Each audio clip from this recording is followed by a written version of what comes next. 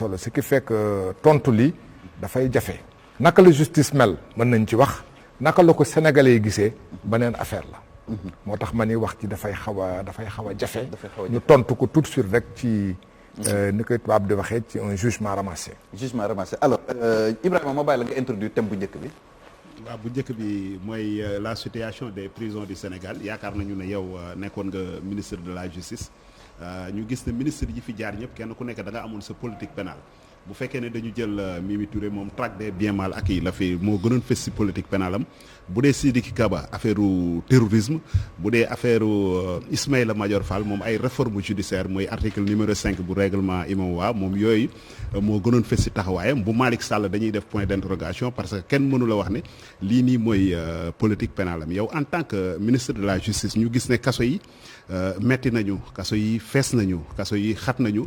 te ñi ngi koy jooy ay at jafe-jafe yi bëri yow ban regard nga am tey jii ci prison Sénégal yi. waaw dafa am nag loo xam ne bii man duma wax ci ñi nga xam ne bii dañ ma wuutu ci li ma nekkoon du lu rafet boole ci ñi ci ëpp ci ñoom ñii dañu bokkoon di jàng ku mel ni ko Malick Sall ñoo bokkoon nekk benn classe ñoo duggandoo université ñoo génnandoo université soo xoolee tableau avocat bi moom moo prêté serment ma topp ci moom Ismaïla Madior Fall sama rakk la donc dinay jafe ma wax ci waaye dafa am lu ma wutalee ak ñoom ñëpp li ma wutalee ak ñoom mooy laataa may nekk ministre de la justice yéen a ngi koy fàttaliku Ablaye Wade dañ ko jàppoon 28 février 88 le 4 avril ñu jàpp ma fekk ko kaso nekkoon avocat donc dama nekk ministre de la justice mais balaa may nekk ministre de la justice dama dugg kaso toog fa xam lu nekk ci biir bi ma génnaatee ministre de la justice mu duggaat kaso fekkaat li ci biir su amee lu ma ci mën a wax loolu la kon kaso yi mën nañ ci wax lu bëri ndax soo duggee ci biir bi may fàttaliku bi ma jëkkee dugg kaso thème 1 bi ma génnee yooyu temps 1988 la woon maa ngi amoon juróom-benni at laa def ci baro bi nekk ci membre association des jeunes avocats bi ma génnee li ma jëkk def mooy gis waa association des jeunes avocats ne leen biir kaso am na ñu bëri ñu fa nekk yoo xam seen situation doy na waar am na yooyu jamono ñu fa defoon fukki at kenn atteegu leen ab jeune avocat yi dem ci biir di wër di leen génne pour xool naka lañ leen di jàppale parce que ñu ci ëpp ci ñoom amuñu woon ay avocat waaye kaso yi liñ ci mën a jëkk a wax lii la dañu am lu ñu aadawoo Sénégal nit ñi dañu ragal kaso ki gën a ragal kaso mooy ñu nekk ci nguur gi parce que ci suñu conception ci suñu aada dañ naan kilifa su tabaxee kaso moo ciy jëkk dugg ndagam loolu la tey jii soo nekkoon kilifa nga bëgg tabax kaso député yi dinañu xaw a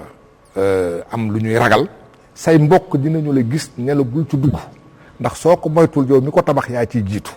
ce qui fait kon président Macky Sall ragalul kaso de moo njëkk tabax kaso. waaw parce que il faut ñu changer loolu mënuñu taxaw 1960 ba ren lu ci ëpp ci kaso yi mooy kaso yi fi tubaab yi bàyyi woon. après naa ko laaj Macky Sall ban kaso la tabax Sénégal. dégg nga ndegam loolu mënul sotti donc kaso yi mënuñu continuer di ko def di yokk tribunal yi xam nga tey damay jox rek Ndakaaru bu njëkk Ndakaaru benn tribunal de grande instance moo fi amoon mooy tribunalu Ndakaaru tey ji am na ñaari tribunalu Ndakaaru tribunalu Pikine bokk boolewuma ci tribunalu Géejawaay tribunalu Pikine tribunalu d'instance yi tribunalu Tëngéej ak beneen tribunal bu ndaw bi nekk Dakar muy ñeenti tribunalu d'instance ak ñaari tribunalu grande instance loolu mënoo yokk loolu réew mi nit ñu yokk 1960 61 62 ñu nekkoon ay 5-6 millions d'habitants ren jii ñu toll 14 15 ba 16 millions d'habitants te doo yokk kaso yi donc loolu mooy premier problème bu kaso yi dañ ko yokkul il faut que ñu yokk ko man maa ngi fàttaliku 1988 bi ñu ma jàppee ñu nekkoon 3e secteur Rëbës man ak Rëbës gi man ak Ablaye Bathily mi ak benn tubaab ñoo bokkoon néeg ñuy ñett néeg boobu tey ñetti nit mënatuñ fa nekk fukki nit ak lu ci topp ñoo ciy nekk jamono yooyu ñetti nit rek ñoo ci nekkoon d'accord donc loolu manifestement day indi problème yu dul jeex. benn ñaar administration pénitentiaire ci seen bopp nit ñi fa nekk ñu doyuñu ñëpp xam nañ ne doyuñu juge yi atte doyul ñu nekk ci kaso nu ñu leen di joxee ñuy lekk doyul xam nga foofu kaso li ñuy lekk mooy jàgg nu ñuy waxee. jagaan yokk nañ budget bi de def nañ ko 1150 léegi. dégg nga ak nu mu mënti toll rek parce que nu mu mënti toll soo fa demee di nga xam ne doyul maa ngi fàttaliku 88 dama doon xool parce que dama nekkoon ci biir di xool gis nga jagaan bu ñu doon togg daanaka suñ ko toggee ba pare ñànkatang bi parce que ceebu jën bi comme ñànkatang lay doon su dee dañ ko day nekk ceebu yàpp xetuk yàpp gi mooy ëpp doole yàpp gi ci boppam mais loolu du loo xam ne bi téye na nit alors que yoon am na nu ñu ko waxee détenu bu ci nekk ci kaso. noo xamee loolu ceebu yàpp da nga si mës a lekk wala. dama ci lekk yow tamit. xam nga soo demee kaso. te li la fa quel que soit li la fa dugal surtout ñun ñi nga xam dañuy politique. soo demee kaso amul gàcce ndax li fa yóbbu gàcce nekku ci da nga doon politique di wax sa xalaat wala di xeex la ngay xeex ñu jàpp la dugal la ci donc soo duggee ci biir da ngay sawar a xam li ci nekk. noonu ngay duggee ci jagaa bi xool nit ñi seen nekkin seen nekkuwaay dugg ci néeg yi wax ak nit ñi di waxtaan di ci mos da ngay ñëw sa kër ñu toggal la di nga rus li lay indi sa kër nga lekk ko yore da nga koy bokk ak di fa nekk ni yow tamit ñoom lu ñuy lekk nga dem dugg fa xool nu mu mel dégg nga loolu wax dëgg neex yàlla jarul ñu ci waxtaan wax bu sori. kaso yi doyul. nit ñi fa nekk ñi ëpp na bëri na. sa nekkin rafetul ak yeneen yu ñu mënul wax dinañuy toog maa ngi fàttaliku loolu du woon kaso mais bi ñu nekkee fi bloc des Madeleines ci droit de l'homme la parce que nit ak lu mu mënti def ci àdduna dafa am lu mu moom nit la nit du mala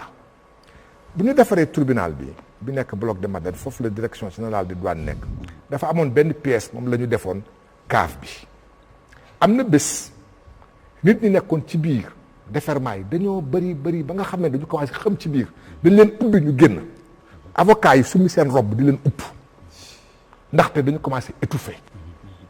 xam nga loolu suñu jëlee ay nit pàkk leen comme ni ñuy pàkkee ay xar wala ay mala mënuñu bañ a taxaw waxtaan ci loolu doo ak lu ñu mënti def ci àdduna li ñuy def ak lu ñu mënti grave ay nit lañu dañu ñëw pour ñu atte leen te lii olof li tubaab bi di wax présomption d'innocence la nit ki ñuy atte donte ne tuuma li ñu ko tegli tuumaal nañ ko lu rëy fi léegi atte wuñu ko mënuñu wax ne moo ko def kon même suñ ko attee sax nit ki soo ko attee nga daan ko na nga ko naan daan naa la fukki atu kaso wala juróom benn weeru kaso su juróom benn weeru kaso yi pare jeexal na ci lañ ko doon daan na waaye doo ko fa teg ba pare nga téye ko ni ak xar wala ni ak mbaam te suñu waxantee dëgg rek yàlla rek tax ñu wax yàlla kese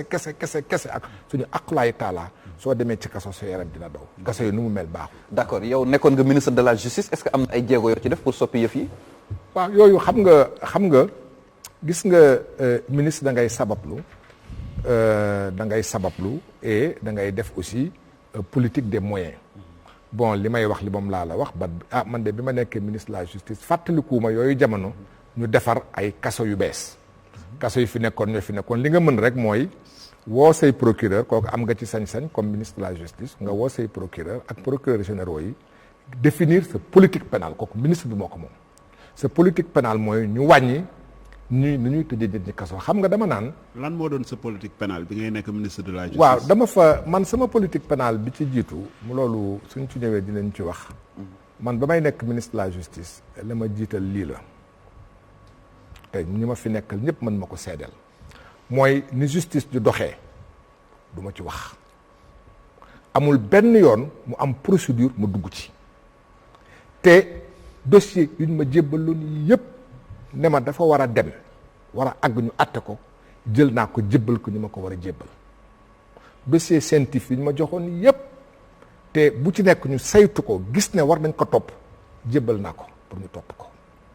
ñu doon àtte ni ñu ñuy àtte ñëpp amul benn yoon bu ma jóg taxaw xool ne nañ leen àtte ni wala nañ leen àtte ne ñuy àtte ñoo am liberté àtte nu mu leen neexee waaye nag puisque nag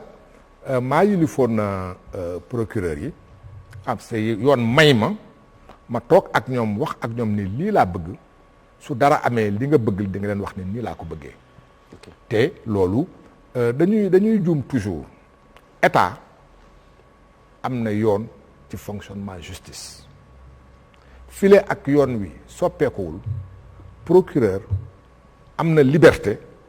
waaye liberté am na fu mu yem. d'accord xam naa bu ñu ñëwee ci beneen point bi muy indépendance de la justice dinañ ci ñëw bu baax a baax. question xanaa ma daaneel ak moom question bu mujj bi rek. gis nañu ne comme ni nga ko waxee maître Malick Sall moom bi mu ñëwee wax na mbirum bracelet électronique mu waxoon ne ci décembre bi passé sax mbir yi dina jàppandi ba ñu commencé ko takkal yenn détenus yi may leen liberté provisoire mais dañu gis ne mbir boobu ba léegi nii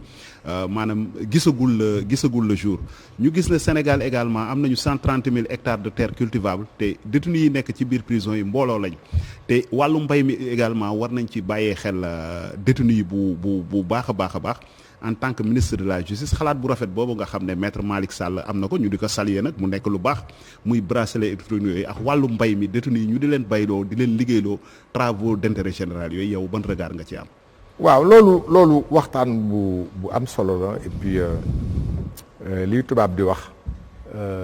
ay débat la yoo xam ne bi c'est des débats assez importants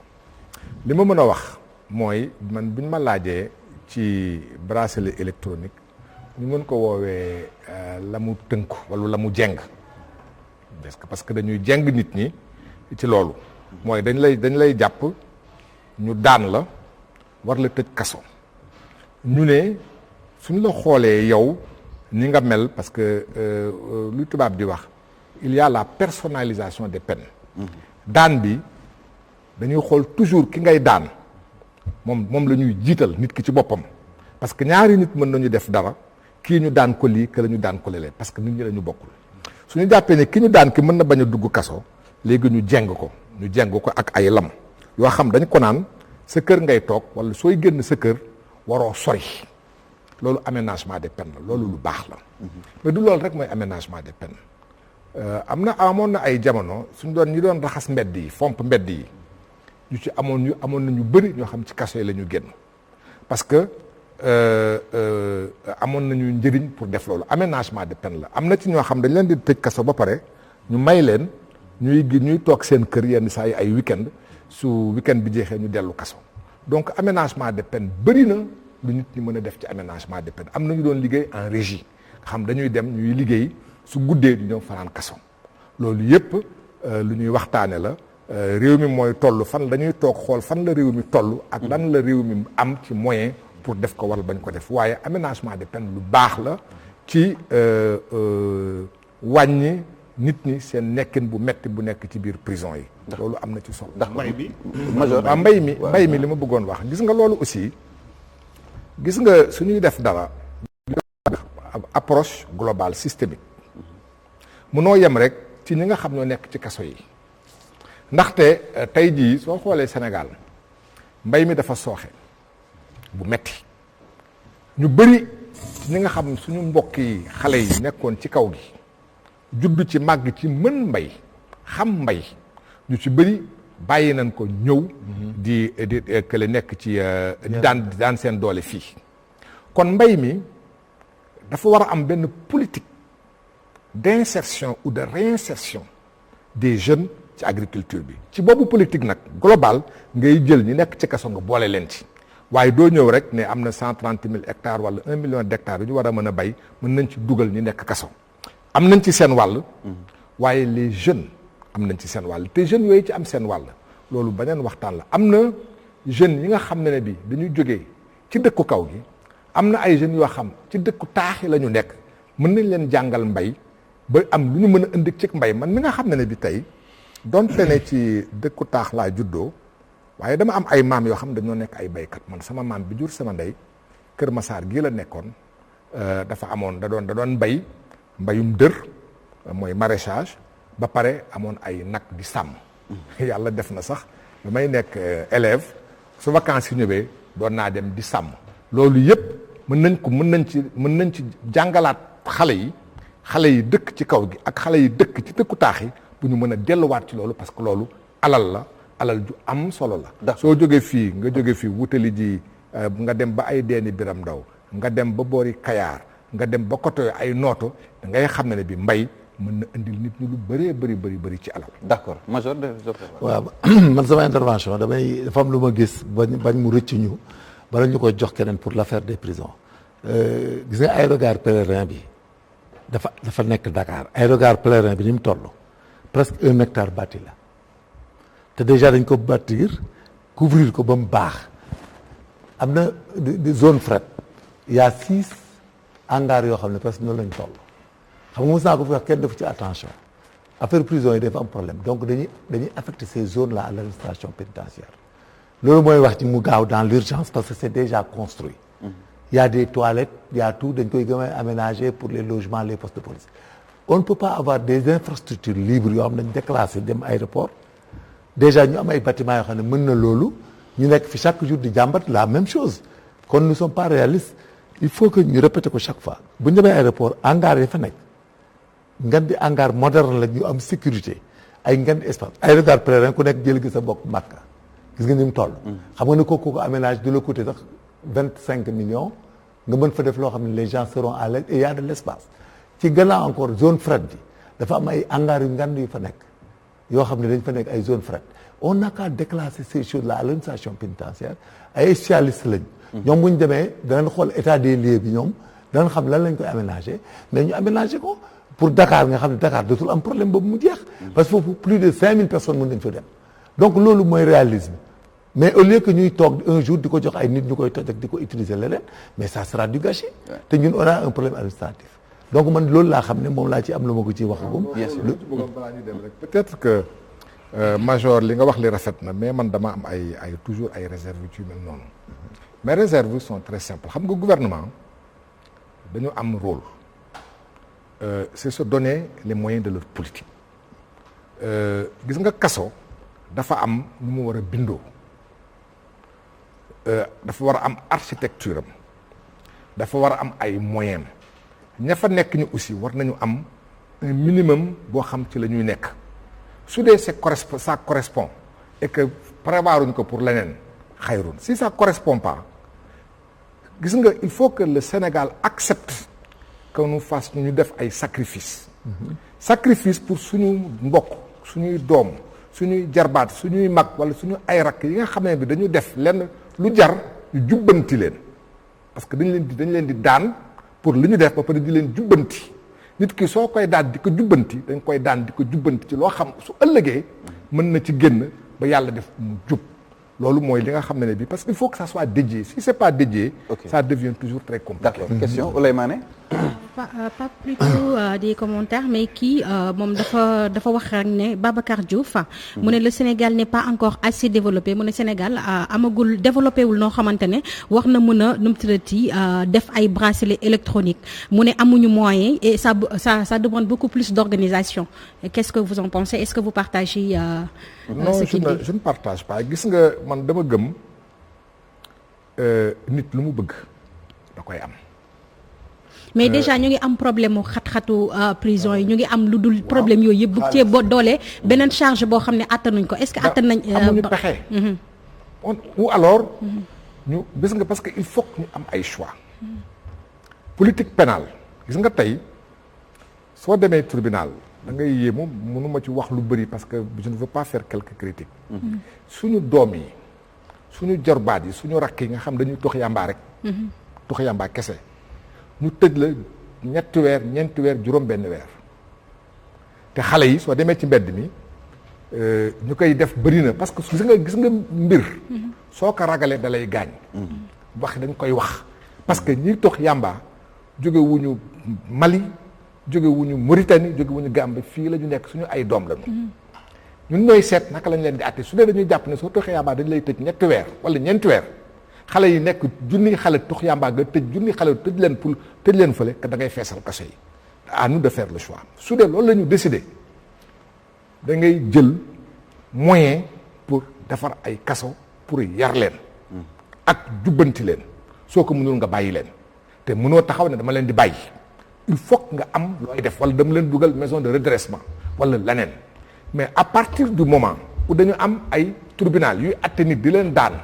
te ñi ñu daan ñi dañu leen di daan pour ñu dem kaso il faut que ñu defar ay kaso pour nit ñi dugg ci suñ ko mënul su bëree ba bëri bracelet électronique du loo xam ne bi million benn bu ci nekk million wala milliard lay jar. am nañu moyen jël nit ñu tënk ko ñu jeng ko ba ne ko bii fii doo fi génn am nañu moyen nit suñ ko jengul ñu ne ko dañ lay téye doo génn si kap bés bu yàlla sàkk su guddee 8 heures na nga dem commissariat ne maa ngi fi pour ñu wóor ne génnuloo Ndakaaru Njaay loolu aussi aménagement de peine la donc aménagement de peine du caageen rek dañ lay def bracelet électronique am na yeneen yu bëri yoo xam ne nañ ko ci def pour aménager peine yi tënk nit ñi jeng leen ba ñu xam ne bi amuñu liberté def lu leen neex ñun ñoo war a def boobu choix. D'accord, voilà, donc on va évoluer un peu ci dem ci yeneen kii c'est important de préciser également par très rapport rapidement parce que ñu dem évoluer ci yeneen c'est important de préciser en termes de moyens comme ni mu ko waxee que d'après le ministre moom def na une déclaration nee na loolu xaalis bi yemb na décembre bii la ñu waru nee na ay jeunes ingénieurs sénégalais la ñu dénk mbir mi mais loolu aussi Ouleye Mané c'est une très bonne chose parce que ku amul pexe aussi da ngay ut pexe parce que tey nga nekk prison ak ñu may la possibilité li ñu siy bañ mooy rek ñu jox ko ñii di politique ñi nga xam ne mooy kàngoomu politique bu ñu leen jàppee ñu takkal leen ko bàyyi doomu baadoole yi loolu rek moo si suñu crainte mais buñ ci yemalee ñëpp rek vraiment c'est une bonne chose. Ok, Awa Thiam, remarque. Bienvenue. Merci beaucoup. Donc, excusez-moi pour le retard, embouteillage la donc voilà man li ma trouvé comme bracelet électrique bi solution la donc luñ ko mën def mu gën a gaawee itam sera le bienvenu parce que soo xoolee tey ñu bëgg seen dund yàqu na ci tey toog en détention préventive ndax détention préventive tey li mu indi tey mooy tey da ngay yor sa liggéey tey mu yàqu wala tey itam say njaboot mu tasaaroo des fois nga ñu bàyyi la fekk ñu acquitté la fekk defoo dara donc kooku déjà àddinaam yàqu na côté boobu beneen bi itam le fait que ñuy wax ci wàllum parce que itam soo xoolee benn affaire détenu yi ñi ci ëpp suñu nekkee en milieu carcéral mën naa leen ne plus de 3/4 yi 3/4 yi dañu tëdd lekk nelaw il faut se dire même su fekkee lekk bi c'est pas ça comme on le dit mais loolu lañ fay nekkee ñiy nangu liggéey duñu bëri donc tey man je trouve que même affaire tool yi ñuy wax tey tool nañ ba nga xamee comme ñu ngi naan ci PSE bi kii bi PAC 2A bi affaire agriculture bi ñoom même su fekkee dañu leen nar a jël sax ñuy bay tey état bi di jël ceeb bi soit ñoom ñu am loo xam ne seen quota la boo xam ne dañ ciy jël seen alimentation ndax soo xoolee kaso bi dañuy jëndal ceeb donc loolu dina baax beneen côté bi su ko mënee jaayaat yéen mu nekk loo xamee ni état moo koy moom mu nekk production boo xamee ñoom dañ leen ciy fayaale ñu gis ci seen bopp na tax même soo génnee tey ci biir kaso bi en contrepartie di nga am salaire boo xam wala xaalis boo xam ne soo ci génnee tey di nga mën reprendre sa vie mu jàppale ci côté réinsertion sociale bi surtout ça parce que soo xoolee tey kaso yi fees nañ mais échec bi nga xamee moom la ñu mën a remarquer en milieu carcéral c'est la réinsertion sociale parce que tey nit ñi dañuy génn duñu am si lu ñu jàppal ce qui fait que tey jii taux bi nga xamee gars yi dañuy dellu si waat ci biir kaso bi dafay gën a bëriwaat day gën a mettiwaat donc tey wax nañ leen mën a ut fu ñu leen teg jàppale merci beaucoup. D'accord, voilà, merci beaucoup Awa Thiam alors ñu daal di plonger directement ci thème 4 bi mooy affaire Sonko Adji Sarr ñu waxtaan ci def ci li nga xamante ni moom mooy si jàngat bi te xam naa balaa ñuy sori ci li nga xamante ni moom mooy waxtaan bi rek dañuy def benn tour de table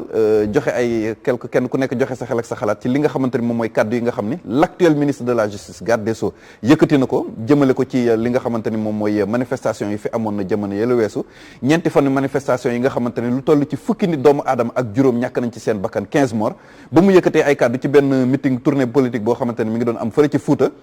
li mu làkk rek ci tekki bi moo di ne ñooñee nga xamante ne ñoom ñoo faatu 15 morts yooyu yëpp ñi nga xamante ne ñoom ñoo fare ak Ousmane Sonko ñoom ñoo ñi nga xam ne ñoom ñoo leen faat donc kàddu yooyu nga xamante ne le garde des Sceaux ministre de la justice jëkkati na ko ma bëggoon ñu joxe ci seen xale ak xalaat major ñu commencé. vous savez ni ñu ko mën a waxee mooy bu ay nit dee si tu n'es pas présent xamoo ñu leen rey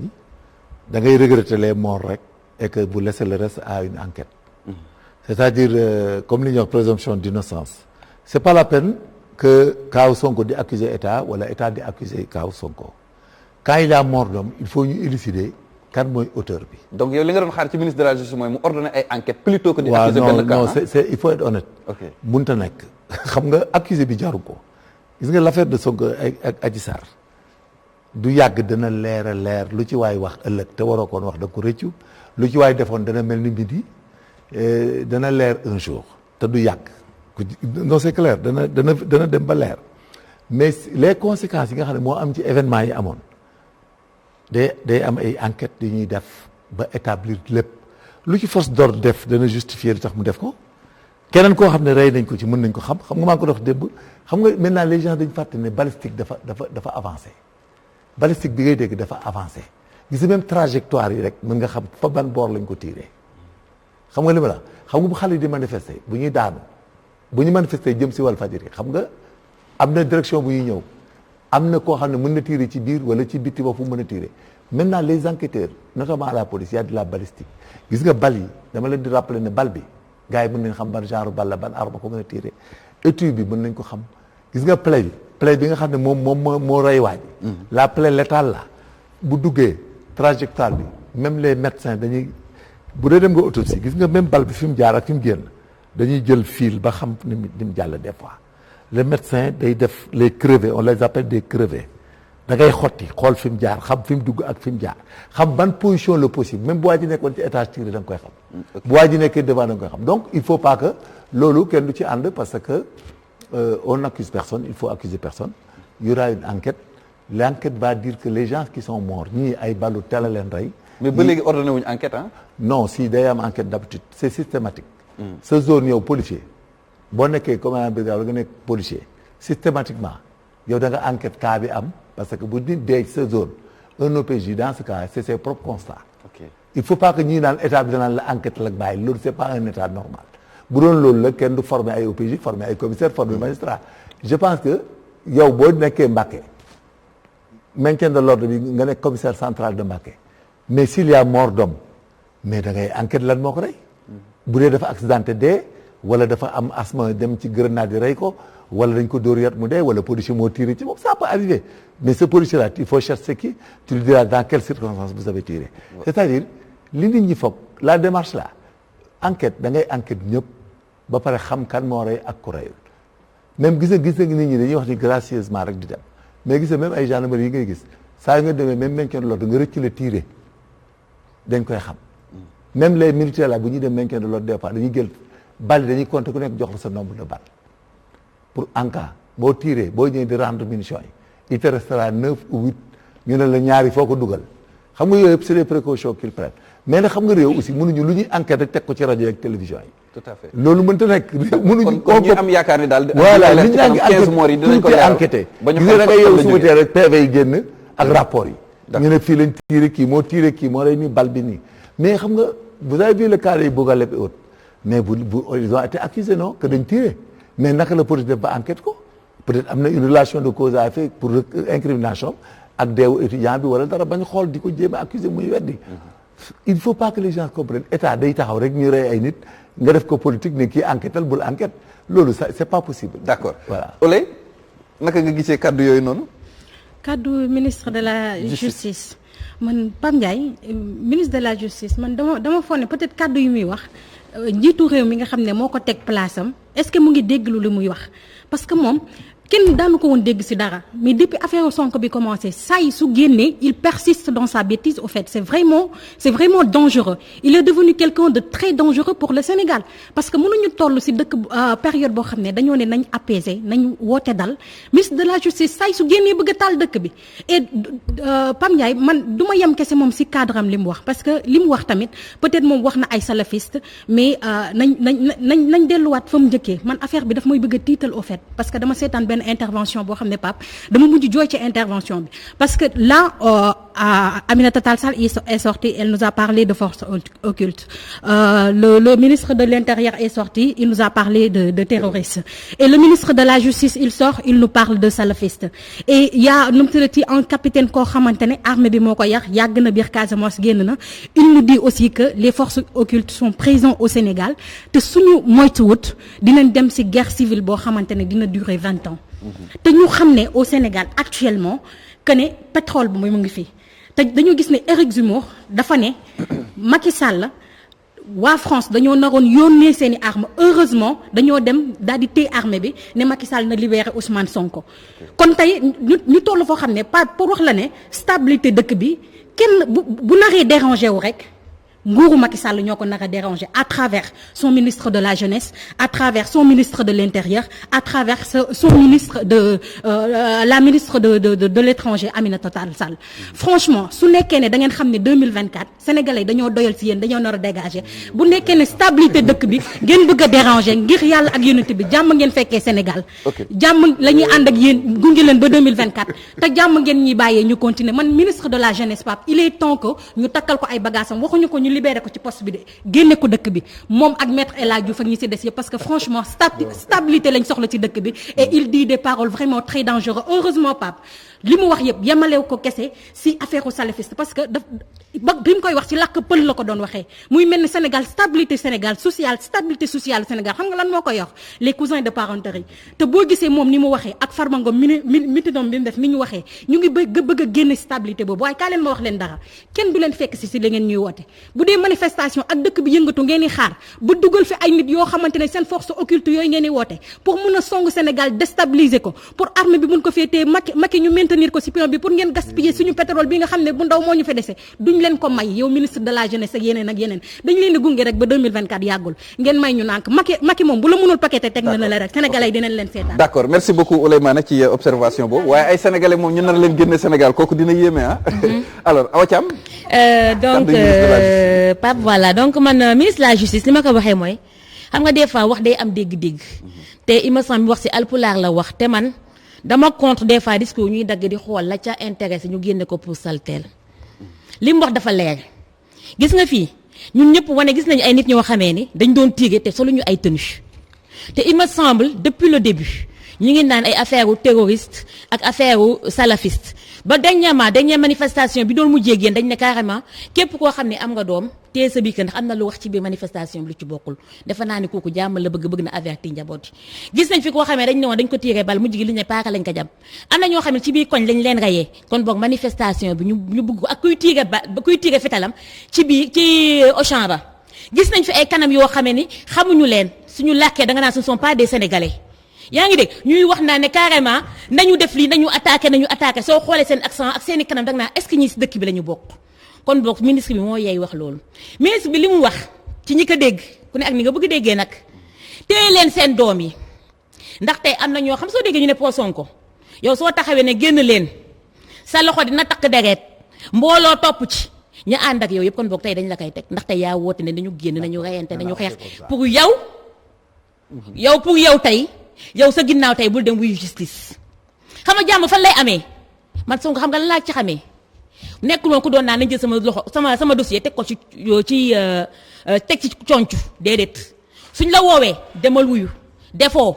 xam nga ne Sénégal fii amatul dagal loo xam nit mën a fi def tey ji muy jàll surtout que moom xam na ne carrément c'est l'homme nga xam ne mooy nit ku nga xam ne nee na moom il est en danger donc am na la nga xam ne woo foon dëggal tànkam ba lii mën nañ ne sax am na ci droit su ko neexee mais itam loo gis sa éthique la ak ki nit ki xam ne kilifa laa du ma war a def loolu ma def lii ginnaaw def na ba lii am na